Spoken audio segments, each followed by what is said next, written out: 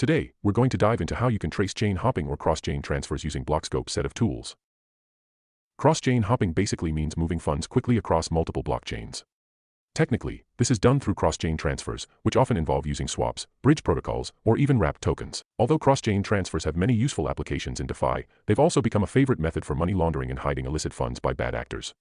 Hackers usually first exploit a protocol and drain the whole TVL or total value locked. Then they try to act quickly with the stolen funds and hide their footprints. To make tracing of stolen funds more difficult and obfuscate the footprints, they hop from one chain to another, usually by using a bridge protocol. But is tracing these cross-chain hops is difficult? The simple answer is no.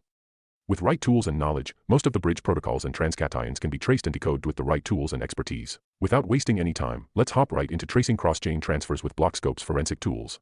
For today, we'll walk through this using a case study, and the July CoinDCX exploit is a perfect fit. I'll head into my investigation, pull up the tracer graph I created, and once that's selected, we're in. Just to give you some context, the CoinDCX exploit was a highly sophisticated multi-chain attack. It all started on Ethereum, with the attackers funding their activity through Tornado Cash. Next, the funds were moved through fixed float to Polygon. From there, they were bridged via DLN to Solana, where the actual exploit took place.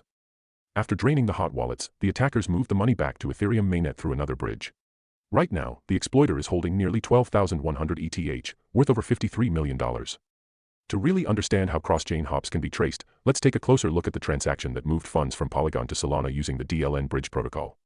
If I will click on any one of the transactions, I will head over to Transaction Decoder. The Transaction Decoder gives me a clear overview of the bridge transaction, showing who initiated it, which address received the funds, and which function was called. Looking deeper into the address interactions, we can also spot multiple DeFi swaps along with DLN protocol addresses. But when it comes to tracing a cross-chain transaction, there are two key places we recommend looking for insights. The first is the trace call, which reveals all the addresses and contract-level interactions between the different entities. Here, we can clearly see the exploiter calling the debridge cross-chain forwarder and executing a strict swap AND call, which is then delegated to the debridge router. When analyzing the trace call, what we're really looking at is the input data provided by the transaction creator, in this case, our exploiter. When we expand this input, we get a bunch of decoded, insightful data.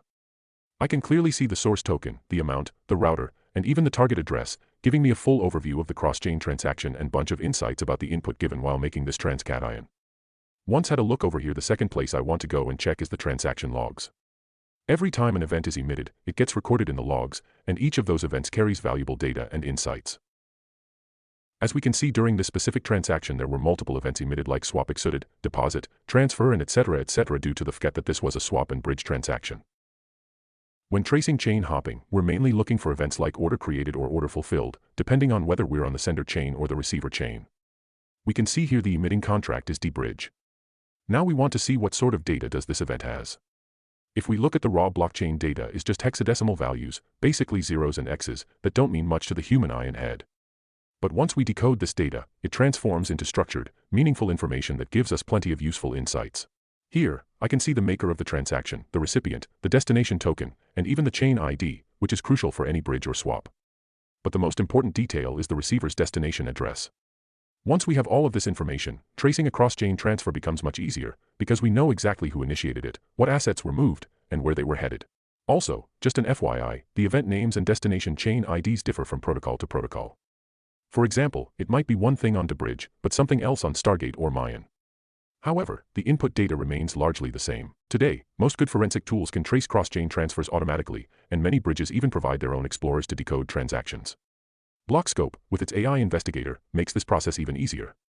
But for investigators, having core knowledge of how these protocols work is essential.